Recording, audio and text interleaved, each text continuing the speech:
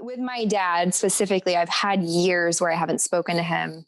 I've had, I've set boundaries and I've had to honor those boundaries and say, if this doesn't happen, I am going to do this. And then say, it didn't happen. I have to do this. I have to uphold the consequence. This is the deep dive with Adam Roa. What was the process like of getting to a space of forgiving your father? It's so interesting you sharing that about what your dad said. I feel like there just is, I don't know if it's a generational, like men from that time or a specific type of parenting that they received. But when you said that, I was like, yeah, like even when I was just home, I was lifting a keyboard out of the car. It was a big keyboard. And my dad goes, oh, like, you can't lift that. You're just a little girl. And I'm like, hello. Like, but it's still kind of this thing. And I'm like, oh man. So it's not, forgiveness isn't just like, I forgave you and it's done. It's a constant thing.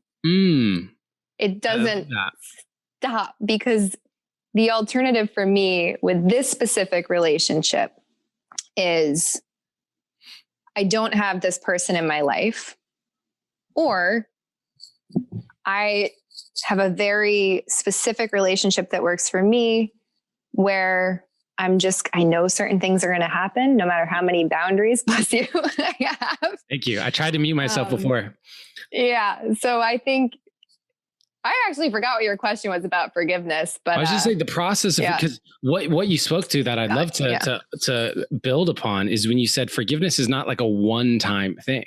It's this consistent process. Do you think that, like, I haven't thought of it in that way, to be honest with you. I actually never did until this moment. So that's cool. So let's unpack that a little bit. Like, I would love to unpack that with you. So do you think that because in part of my brain goes, wait, well, if you're having to forgive over and over and over again, have you really forgiven? Right? Or like, is it actually, are you forgiving the same thing over and over again? Or are you actually just scraping off the top of the wound and saying it's forgiven, but you haven't actually forgiven the deep core wound that keeps bringing that up?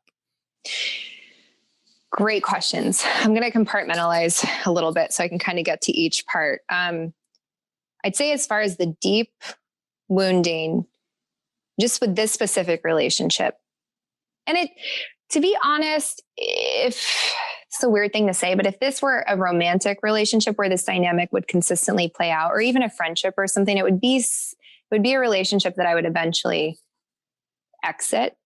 If I didn't see an effort that matched the effort that I was putting in to forgive to actually change those things, it would be like, that's great. I'm going to walk this way. Thank you for all the lessons. Maybe we'll circle back in a different time. But with my dad specifically, I've had years where I haven't spoken to him. I've had, I've set boundaries and I've had to honor those boundaries and say, if this doesn't happen, I am going to do this. And then say, it didn't happen. I have to do this. I have to uphold the consequence. So because of that, I have witnessed a lot of change. But I had a situation just when I was home where we were going to go out to dinner and he had a reaction that I was like, what? I mean, I was literally in the laundry room and I happened to be in his way and he freaked out and said all these horrible, mean things, and the emotion. And I was just like, and I left and he called me, which was very surprising. And he's like, hey, so we're good, right? I'm like, we're not good. Here's why.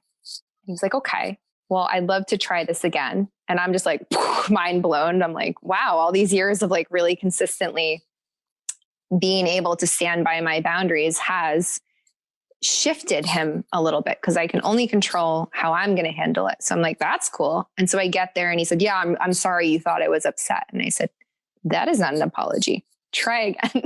He goes, I'm sorry. But for my dad, I was like, that's huge. So I see enough to be able to forgive these little things here and there. But to your point, when that happened, I didn't look at it like it was just that specific situation. I felt that in my core. It reminded me of my childhood. It reminded me of wanting to run away because I didn't know if my dad was going to break something or hit someone or, leave for a day. And I felt all those things. And that's why I was like, I got to get out of here. Because I've learned that in those situations, that's how I protect myself.